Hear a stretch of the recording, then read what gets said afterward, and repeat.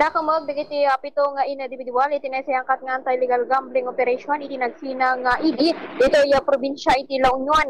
Ijay ili iti Balawan La Union arestado sa jay dagiti talo nga senior citizen. Kalpasan nga dagiti ket maaktuhan nga gayayam iti taong itsa. Pakairamanan ka dagito ket iti maysa nga 71 years old nga balo. 76 years old nga balo ken kasama tan iti 67 years old nga lola. Nga dagiti ket agpapada residente ti Barangay Butubot Norte iti ili nga Balawan La Union na kumpiskar manipod kadakwada iti maysa nga set iti playing cards ken iti bet money nga ganay 185 pesos iti naduma-duma a denominasyon.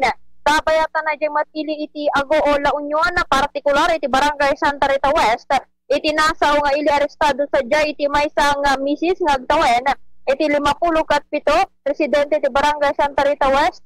May isang 40 years old nga babae, karatikat residente ti Barangay Santa Rita West, iti pailang nasa nga ilip, kaya kasapay dati 45 anyos nga misis, nga residente, iti Barangay Santa Rita Norte, kaya kasama tan iti may isang mister, residente, iti pailang Barangay Santa Rita East, iti iling Agoo La Union. Nung sa dinugat na akson dagito autoridad nga gayam iti Majong, na kumpiskar manipod sa dakwada iti may nga set iti Majong tiles ken iti bet money nga ganay 480 pesos iti naduma-duma a denominasyon.